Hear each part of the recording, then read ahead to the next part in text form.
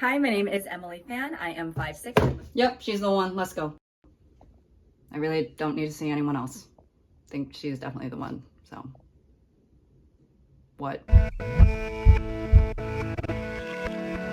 Hello, my name is Emily, as you may or may not know, and today is yet another structured yapping video where we are going to dive into some more viral moments. Another astonishing installation into the series. Today I am wearing mismatched earrings. It's deliberate.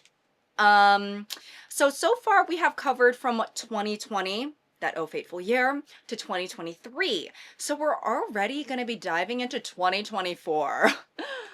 Wow, how time flies when you're sitting alone in your room talking to a camera. But before we get into everything, of course, a word from today's lovely sponsor, NoCD. Do you ever feel suddenly flooded with doubt about your relationship? Like, out of nowhere, you start wondering, oh, are they really the one? And then you have a strong urge to do whatever you can to figure it out right now. And then before you know it, you're texting all of your friends to see what they think, or you're replaying every social interaction you've witnessed your partner in. You are over scrutinizing your feelings, all just to try to feel certain. This might seem like anxiety or a sign that you're in the wrong relationship, but really when the doubt is that intense and gets that persistent and no amount of reasoning can make it go away, that can be a sign of OCD, more specifically relationship OCD. And I know what you might be thinking, OCD?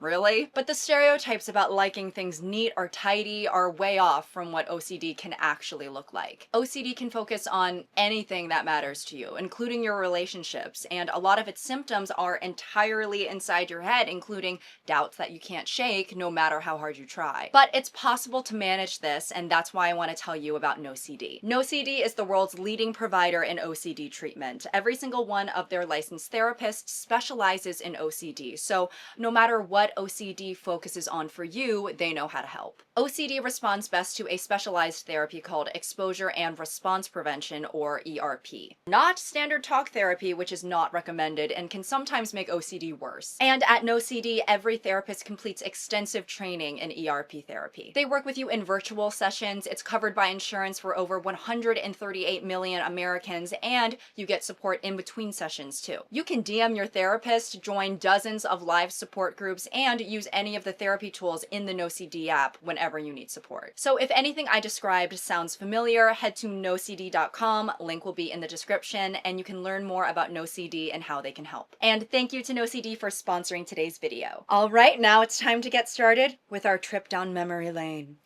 Starting off 2024 with The Challengers Takeover. Now, I had the pleasure of watching this film inside of an Alamo Drafthouse movie theater. Do you know what a treat it is? What a delight it is to watch a threesome while you're eating chicken fingers and French fries, dinner on my table and dessert on my screen, right?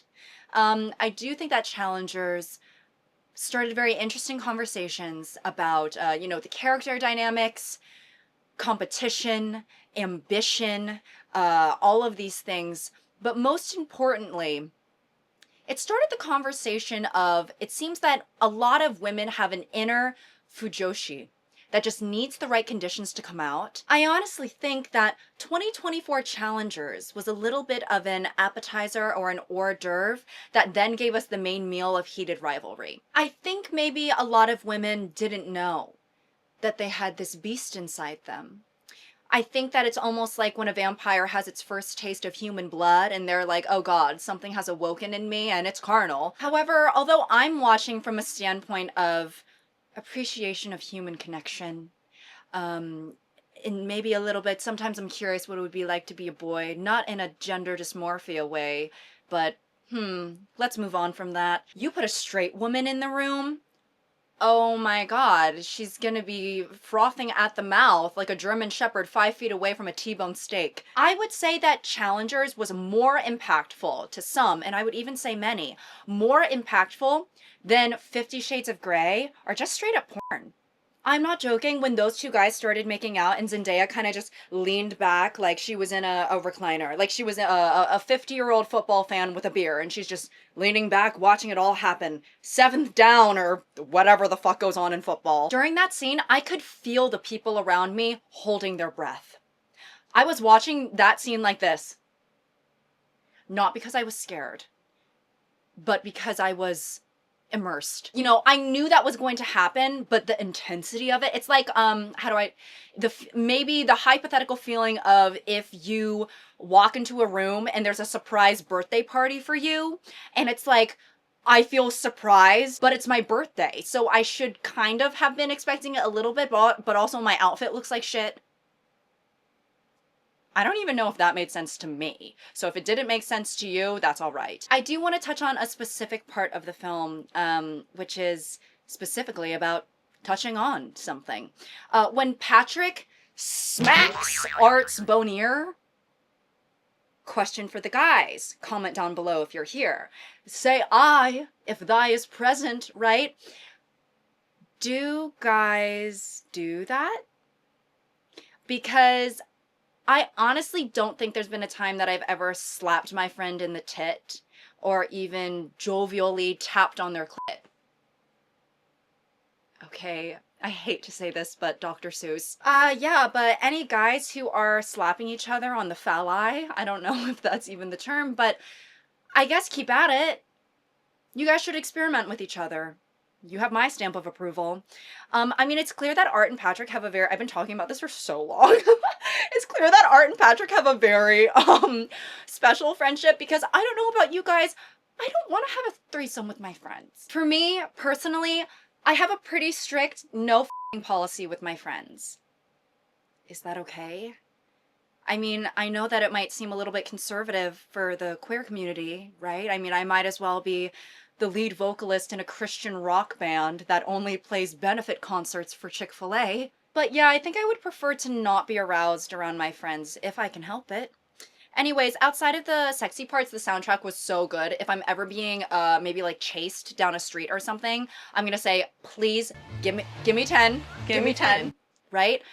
I need to put my earbuds in and play the Challenger soundtrack so it could help me like run faster. Okay, now moving on to our most favorite girl, our star of 2024, Moodang. Now, if you guys are not familiar with Moodang, learn your history, mama. And you're being outperformed by a dead corpse, mama! Okay, sorry about her. She is a baby hippo who gained notoriety on the internet, not only for being super, super cute, but for being full of personality as well. You and me both, sister. She's from Thailand, and a few facts about her, right? So, people actually voted on her name on Facebook, and Moodang means bouncy pork or bouncy pig, which is, why am I talking to the camera like you're a child? Why, I just transformed into an elementary school teacher's assistant. So, people actually voted for her name on Facebook. But yeah, bouncy pork, bouncy pig, that is so cute. And unironically, I hate to say this, but it sounds like it would be a plus-size store in Thailand. I'm not sure if this is her official Instagram account or just a fan page, but there's an Instagram account called I'm Moodang, and the bio says, Moodang mood board. Moodang means bouncy pork, but she's not a pork, but an icon. I absolutely love that. I think that anytime I see pork on a menu, I'm gonna have to slide this in somehow, you know, like, okay, I see right here it says crispy pork belly bowl, but she's not pork, but an icon. I found Moodang's success rather refreshing because it's one of the few times that a girl got really famous overnight and didn't receive a hate train for it. I guess there's still time. But I don't think she's ever gonna get Chappell Rowan, Brie Larson, Rachel Zegler, Jennifer Lawrence, Anne Hathaway. I think so much of what made the era of Moodang so fun was that she couldn't really get canceled. There are no racist tweets from 2010 that can resurface because she doesn't have disposable thumbs, and she also wasn't born yet. You know, the only way Moodang would ever be caught dead in a culturally insensitive Halloween costume is if someone else put her in it. And honestly, she's so cute, we might let it pass. But she really just is the cutest. You know, she looks like if a hippo fucked a loaf of bread and she was the baby. And people were obsessed with her. They were lining up to her enclosure like they were having, it was a fucking general admission BTS concert. Guys, not to brag or anything, but I got barricade for Moodang. Are you actually kidding me? And of course, when something goes viral, especially if it's a cute animal, you have to capitalize off of it. So there's a lot of Moodang merch There's a lot. And I do have to say that the Moodang merch kind of has some resemblance to YouTuber merch in the sense that it's extremely straightforward. Not really subtle at all. Sometimes it'll just be a t-shirt that says Moodang. I don't know, maybe we can try a more subtle design like a crop top that says Bouncy Pork. Okay, to end the Moodang section, let's watch some videos of Moodang. My TikTok search, Hannah Dodd, Cyclospora foods to avoid, and myself. Not even Emily. Hannah Dodd, sorry, can we just gather ourselves for a moment and be thankful and grateful, full of gratitude that there's going to be a lesbian season of Bridgerton with two of the most gorgeous women I've on this fucking earth. Okay? I'm not ashamed to say it, I'm going to be since I first saw The Handmaiden. Okay, I'm gonna look up Moodang cutest moments. She is so cute. Oh, to be a viral pygmy hippo. It's kind of cool how pygmy sounds like pick me. Like we're all calling her a pick-me hippo. She's the hippo in the friend group that goes up to a bunch of boys and asks, so out of all of us, who do you think is the prettiest? Okay, bye Moodang. We're moving on to something much more grim. The man or bear debate. So this kind of exploded on TikTok. It was I guess what, like a verbal social experiment in a way or something, where basically women were asked, would you rather be stuck in the woods with a man or a bear? And a lot of women would rather be with the bear. Now, approaching this question with complete earnestness, this situation is really all up to circumstance, right? Obviously, if I'm stuck in the forest, slathered in honey, sporting a salmon-scented perfume, yeah, the bear's gonna go ahead and look a little bit more dangy. But the question as it is extremely open-ended, meaning I have no idea what kind of bear I'm gonna be with. I have no idea what kind of man I'm gonna be with. I don't know the type of state that I'm going to be in. I don't know the state of the forest, right? With deforestation, we could just be, you know, standing in a barren field, basically. But let's keep in mind, everything a bear could do to me, a man could also do. But everything a man could do to me, a bear would not even dare think of the sort. Would a bear be more likely to kill me? It's certainly possible. But a man could keep me alive and do much, much worse. I do think for men that this conversation posed either as a wake-up call or an irritant. I think there are some guys who were listening to the women speak and, you know, thinking to themselves, the world really is such a scary place for women. I, as a man, want to do my part to make the world less scary. Other men's reactions were more along the lines of, that's cap. And I really hate to say it, but it's not cap. It is not cap, hat, or helmet, or anything of the sort. It's really real. I think most of my greatest anxieties and fears in this life can stem back to men.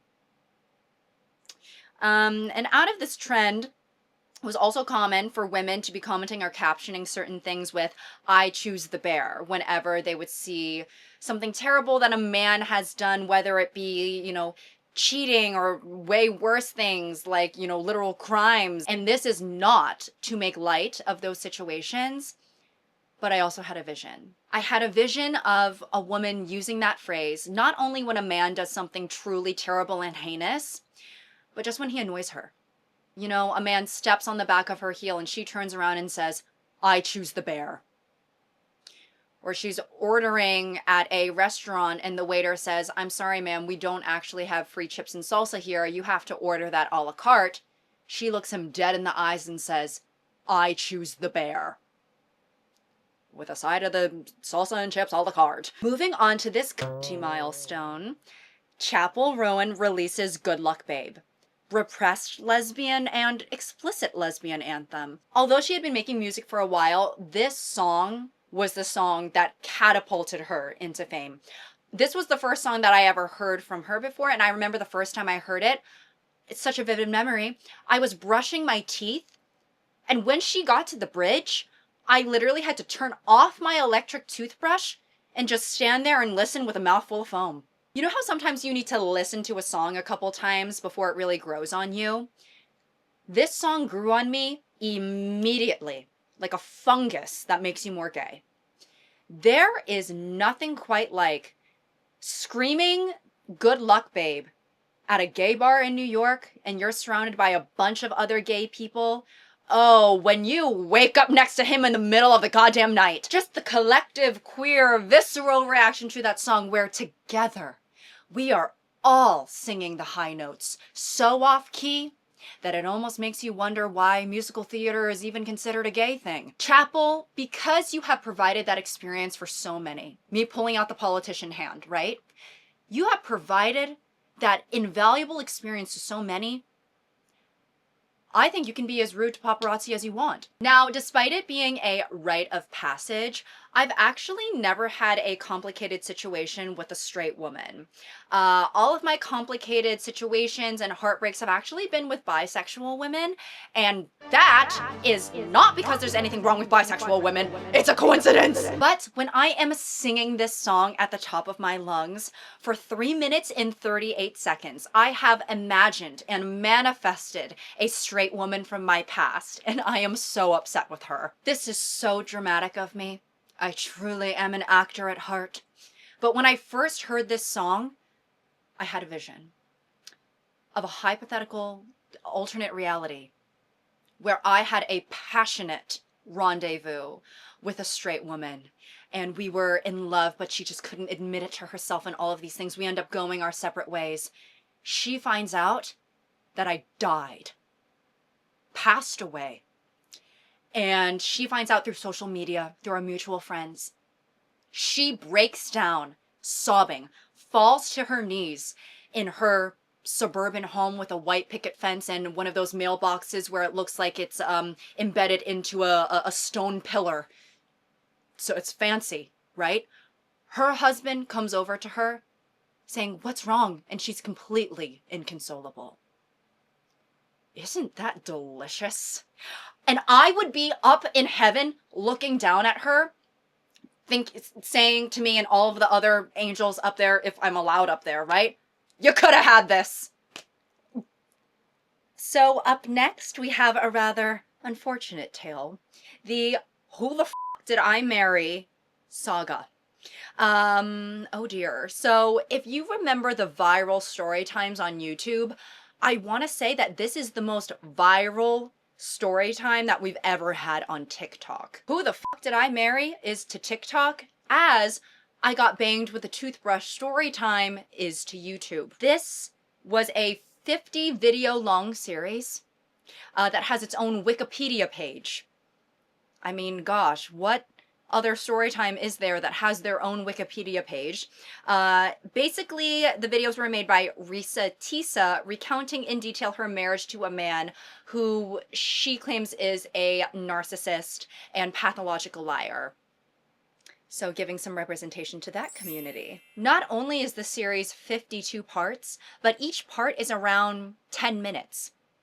So that is a total runtime of 8 hours. Imagine traumatizing someone so bad that they could clock in, talk about you for an entire shift, and then clock out.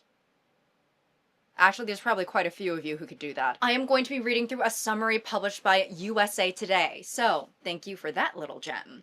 I'm assuming a lot of details are going to be left out here, so if you really want every single juicy, salacious detail, all you're gonna have to do is carve out 8 hours of your day. Tisa's story begins in March 2020, mere weeks before America went into its first COVID lockdown. She says she met her now ex-husband, who she nicknamed Legion, for this story on Facebook dating and was soon wooed when he took care of a tire that blew on her car on the way to their first date. I do love the idea of giving your nefarious ex a sort of ominous nickname. You know, I think from here on out, I'm only ever going to refer to my exes as The Reckoning. They both agreed that they were looking to find something serious and settle down, and after a few dates, Tisa learned that Legion, according to him, was well off financially, having played arena football at one point before moving from California to Atlanta to serve as the vice president of a well-known condiment company. A mere 2 weeks later, COVID lockdown hit and the two decided to quarantine in Tisa's home together. Legion used his apparent high pay to cover all of the household bills, and the following month, the pair started looking to buy a home together. While Legion always assured her that he had the savings and monies to do the down payment on the relatively expensive homes in cash, multiple attempts to go through with the process fell through on several different homes, always for different reasons. The same suspicious circumstance also began to occur around a series of cars the couple intended to purchase. The couple fell pregnant within months of meeting, but unfortunately lost the pregnancy soon after. Still, they got married in January of 2022. In the following months, Tisa found out through some digging that Legion was not the vice president of a condiment company or a former arena football player. He had falsified legal documents, lied about his social security number, created fake bank statements, and had even been having one-sided conversations with people who were not actually there on the phone in front of her. I'm not gonna lie, I do that sometimes. More so in a way where if I'm walking past a group of men, or if I feel like someone's following me, then I have a fake boyfriend sometimes. Not so much as recently, but I would pretend to be on the phone with my fake boyfriend and literally be saying, oh, you bench 350 at the gym? That's so handsome of you, babe. I'm so glad I have you here as my protector. He also had a criminal record and had lied about his past marriages. Additionally, it is revealed that Legion has a twin brother who seemingly has the life he has been trying to portray. The pair divorced by June of that year. She says she has since worked on forgiving herself for getting caught up in such a situation and believing Legion's many elaborate lies. In regards to Legion, A+ for effort, I guess. But that effort really could have been better applied somewhere else. He was running those lies like the Navy. He was in a constant state of improv for months at a time. I don't understand. Falsifying legal documents? Why can't you just lie about normal things like your height or when you tell yourself that you're gonna dust soon? Tisa, girl, I'm glad that you are out of that situation. And I'm glad that you were able to kind of take lemons and make it into lemonade. Lemonade meaning a 52-part TikTok series. All right, up next, you know her, you love her, Hawk Tua Girl, aka Haley Welch. So this was a girl who basically went super viral for being in one of those street interviews where they asked her a question that was like, what's a trick that'll make a guy go crazy in bed or something like that. What's one move in bed that makes a man go crazy every time? Oh, you gotta give him that hawk to and spit on that thing. You get me? Hawk to and spit on it. Spit on it. First of all, I need to say this before it escapes my mind. The way that she says spit on it at the end reminds me of that clip of Steve Harvey going, sit on it! God, they should have collabed. Hawk Tua Girl and Steve Harvey should have collabed, had a duet on a power ballad song called Spit on That Thing, Sit on That Thing, Song on That Sang. The Power of Love. And I know that I've definitely mentioned this in a yapping video before, which, real quick tangent, I was like rewatching some of my yapping videos. It's completely escaped me that I said any of that. Anything I've ever said in a yapping video, the moment I hit upload, it immediately becomes unbeknownst to me again. But I do know that I have talked about this, where it's kind of like, would a guy like that? I understand that there is a way to spit in a sexy way, but I know she's amping things up for comedic effect, but I'm going to take her literally for my own comedic effect. I am imagining being a guy, and I'm about to be intimate with a woman, and she essentially hawks a loogie onto my phallus. Because the noise that she's making, that's coming from the back of the throat, right? She is reaching a certain chakra in order to do what she's about to do. I feel like when you're going to spit in a sexy sort of manner, you shouldn't have to wind up like you're the big bad wolf about to blow a house down. I also wonder how hawks would feel knowing that their species name contributed to 50% of a very successful meme. They would probably be disappointed that they couldn't capitalize off of it. But speaking of capitalizing off of Hawk Tua, With how popular this was, I knew there was going to be merch, but I didn't know that the merch website was going to make me guffaw in the manner that it did. Guffaw on that thing. I just need to read some of this for you, okay? The phrase Hawk Tuah was first coined by Haley Welch during a highly publicized interview in early 2024. Welch, an emerging social media personality known for her candid and often quirky commentary, inadvertently coined the term while sharing an anecdote about an unusual experience at a local event. The phrase Hawk Tuah instantly captured the imagination of viewers. The informal yet evocative term struck a chord, leaving audiences both intrigued and amused.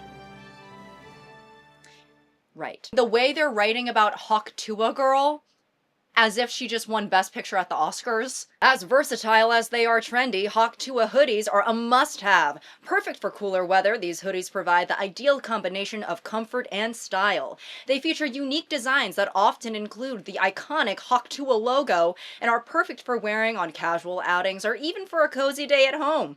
These hoodies come in various sizes to suit both adults and children. Who the hell is putting their child in a Hawk Tuah hoodie?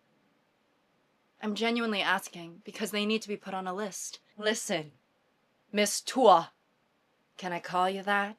I know that I don't know you personally, and you could be a lovely girl, but if my daughter ever came up to me and said, Mommy, what I want for Christmas is a 100% cotton Hawk Tuah hoodie because she's my role model. That's when I would say, wait just 1 second, honey.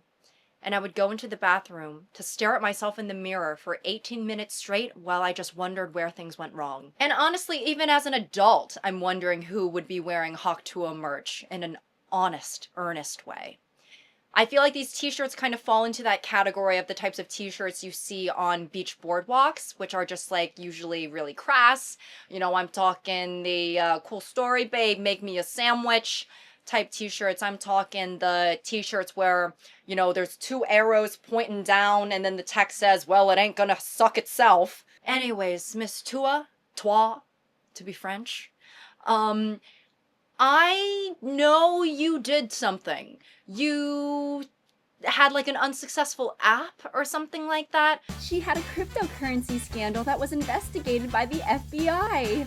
I don't know how you're doing nowadays. I hope you're all right. But we're going to be moving on from you. However, I will leave you with this passage from the merch website. Discover the extensive range of Hawk Tuah new merchandise, from apparel and accessories to limited edition collectibles. Celebrate your admiration for the sports icon with authentic gear that embodies dedication, triumph, and connection to the global Hawk Tuah fan community. Enough said. Now moving on to the phenomenon of celebrity lookalike contests. In October of 2024, Anthony Poe, lovely, kind, intelligent, very nice creator and pal, did a Timothée Chalamet lookalike contest in Washington Square Park in which Timothée Chalamet himself showed up. And that was the catalyst. Now, ever since then, we have seen many different lookalike contests, ranging from the Heated Rivalry Boys, Dev Patel, Harry Styles, Jungkook, Jeremy Allen White, Zayn Malik, and on the Wikipedia page for 2024 lookalike contests, they state, a Zendaya contest on November 20th was held during a bomb cyclone. My dream date. Cute. I think that the people who attend lookalike contests as contestants are quite brave. Not just because there could be a bomb cyclone present, but because a lot of these competitions are on social media or are broadcasted in some capacity, and you are open to the critiques of the public. If I attended a celebrity lookalike contest, and then I opened up the comment section to see things along the lines of, someone lied to her several times. Is this general brand Jenny? Is it opposite day?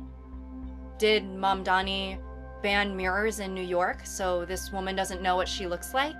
I don't know if that's something I want to open myself up to for the sake of my mental health. I feel like also, even forgetting the social media part, there are so many people there who, a lot of the times, people attend to be like, I just want to see hot people who look like this person because this celebrity is my type, right?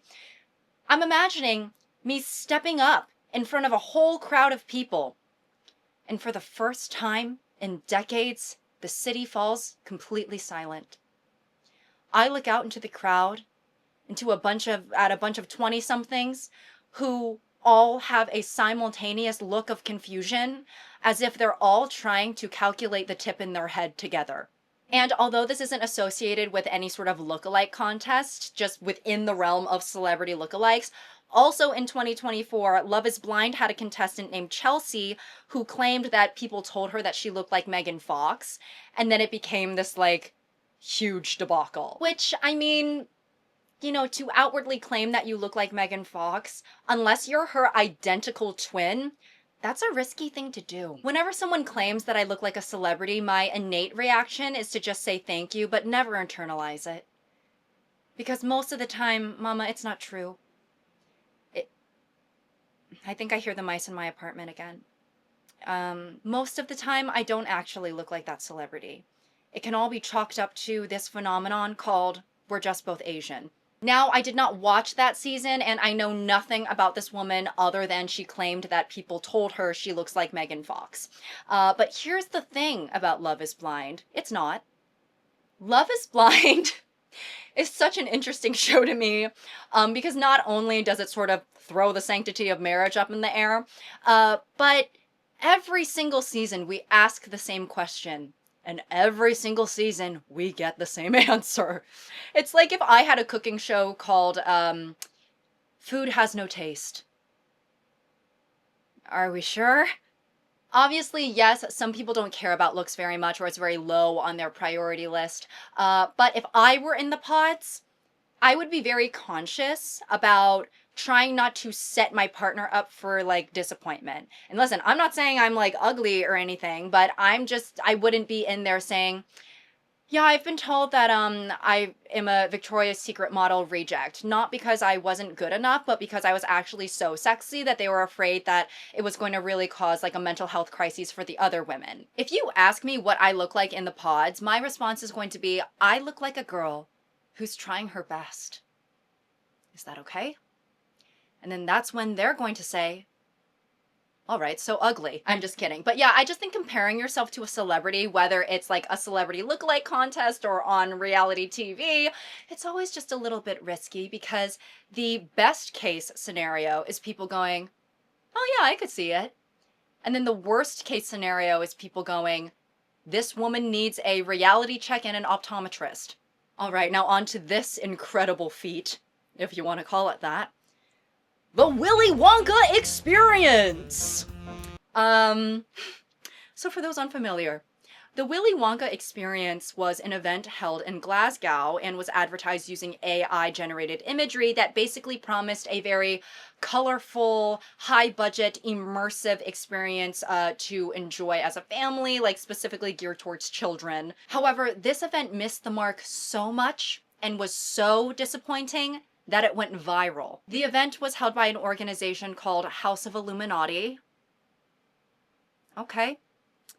It was supposed to take place on a Saturday and Sunday, but the event went so poorly that it just fully got canceled midway through Saturday. The police were literally called because parents were so upset and demanding refunds.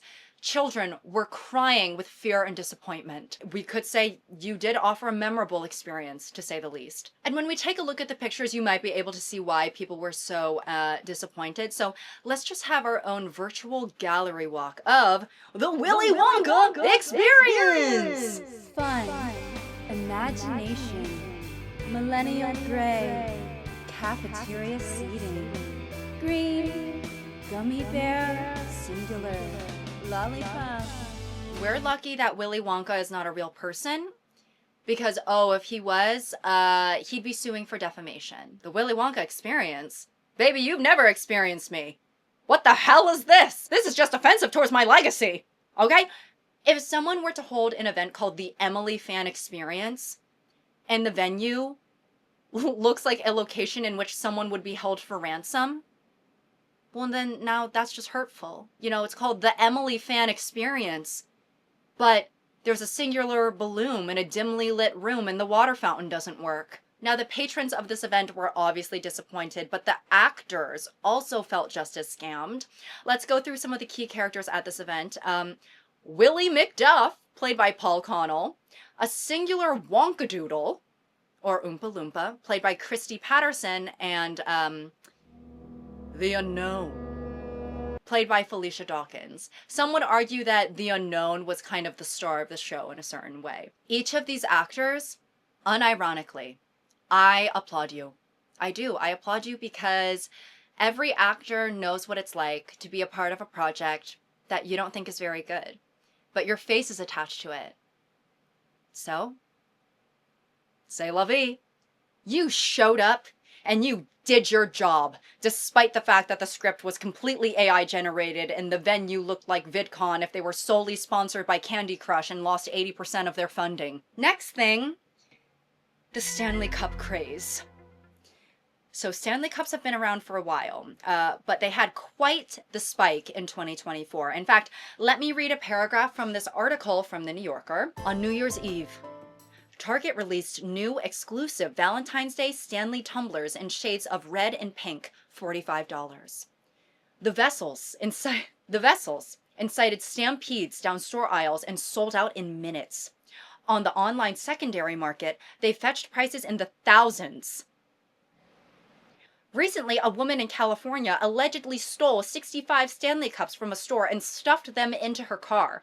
The police issued a warning. While Stanley quenchers are all the rage, we strongly advised against turning to crime to fulfill your hydration habits. Imagine you go to jail and your cellmate is like, "What are you in for? I killed my entire family."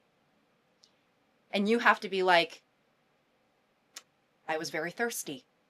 Guys, this is a water bottle. Why are we acting like buffalo that are sensing a source of danger nearby? No need to start a stampede.